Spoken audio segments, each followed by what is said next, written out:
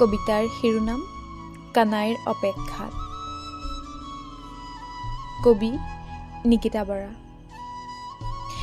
শব্দৰ ৰূপত প্ৰকাশ নাপায় আজিকালি কবিতাবোৰে, ভাল লগাবোৰেই হেৰাই গ'ল। এতিয়া ক'ত কবিতাই ৰূপ ল'ব?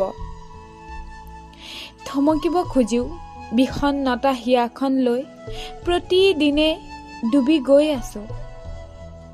হৃদয়ৰ প্ৰতিটো স্পন্দনত বাজি উঠে তোৰ সেই কানাইমুখীয়া বাঁহীৰ সুৰ। অপেক্ষা অৰ্থহীন বুলি জানিও মনে নামানে, তথাপিও তোৰ সেই কানাইমুখীয়া বাঁহীৰ সুৰৰ অপেক্ষাত মই